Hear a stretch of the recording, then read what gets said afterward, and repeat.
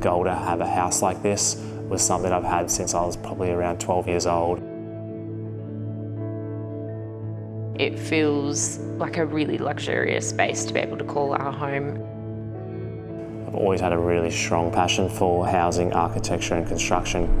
I was really excited to trial something different that we hadn't done at Graya previously.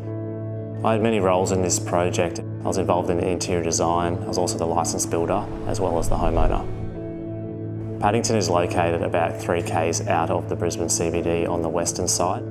It's known for its leafy streets as well as its cottages and rolling hills.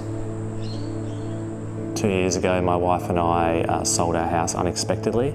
Well, we were actually living in what was planned to be our forever home at the time. We kind of stumbled across this project. It just felt like the perfect opportunity. We set out to have a home that we could entertain and really enjoy as a young married couple that also is going to suit us in years to come. It took about 6 months to find the perfect block of land. It was a very ambitious approach to this site. One day Rob rang us up and he said, look, Josh, I've bought this house. It's on a corner block. It's going to be really complicated. And I met him out here on site and we found this beautiful old house. And he explained his vision about how he wanted to have a flat backyard and a swimming pool. And he wanted to lift the house up another story and build in underneath. We had to design around a character listing. There was a lot of vegetation, a lot of sloping site to deal with. We both wanted something that felt like a Mediterranean-inspired villa that creates a holiday feel in Brisbane. When guests stay over, they like to call it Arcos Hotel. The back of the home has a completely different feel to the front. A lot of the aspect of the home does look out into the backyard. The back of the home opens up directly to the Brisbane breeze. It looks out to vegetation and it gives the home an open and subtropical feel. The arches were a huge part of the brief from the outset. The new structure is really an echo of the old structure. There used to be existing concrete stumps underneath each of those arch locations. It starts with this heavy masonry undercroft. We transformed those concrete columns into beautiful masonry arches. And as you go up, you can almost feel the building getting lighter as you come up to the top. What they've actually achieved here at Arcos is really a throwback to what was done maybe 100 years ago. JAA and Graya have a long-standing relationship. Arcos would probably be the 15th design that we have done together. Arcos was designed around the same time that we were building Joe's personal house, so the ideas that were bouncing back and forth around the design period was very collaborative. Rob and I, we've always felt that our visions have matched quite well and they flowed well with what Joe brought to the table. There was a lot of challenges with the sequencing of construction. The main challenge was the existing Queenslander.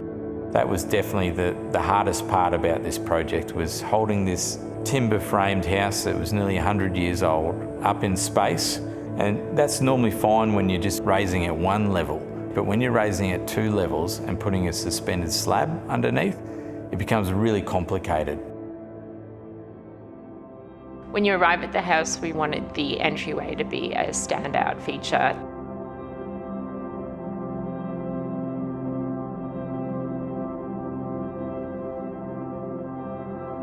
The lower level has 2 living spaces, one being the sitting room, the other being the Sunken Lounge in the main kitchen dining.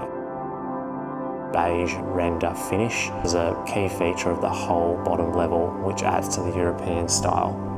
One of our objectives was also to create multiple spaces in the open layout. The kitchen space brings in the morning light and flows to the outdoor space.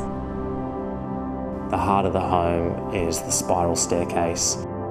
This takes you up where all the bedrooms are located. The stair void brings in light to the kitchen area and connects upstairs via a series of curves.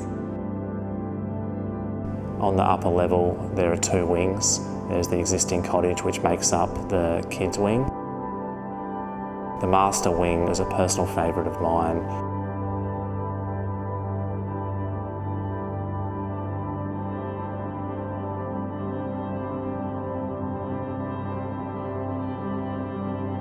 We probably spent a year collecting ideas and inspiration around the furniture.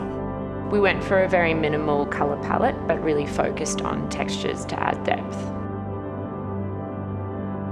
One of the key pieces of furniture is the Sunken Lounge that was custom made by our joinery company. In our sitting room there is a couch that we saw overseas, so we sourced a local manufacturer. Meghan and myself have a huge passion for armchairs. One of those is Sarah Ellison design, which we have sitting in our master bedroom. Another armchair in the home we couldn't go without was the Jardin chairs. Between 4 and 6 o'clock in the evenings, the sun tucks over the house and illuminates the Brisbane CBD. The process of creating this home was really enjoyable. The look and feel of the home has really exceeded our expectations. I think Arcos is one of Brisbane's best examples of how to maintain the character of the area, but there's a modern touch. It feels like a great house to live in, and it feels like a place that you would love to have all your mates come and party at too. It's a big joke in my circle of friends. Everyone I know says I'm going to sell this house in a year. Hopefully not. Although we do sell and market for a living, this house is definitely not for sale. I'm very hopeful that there will not be an Arcos 2.0, that this will be our final project. There definitely will be an Arcos 2.0.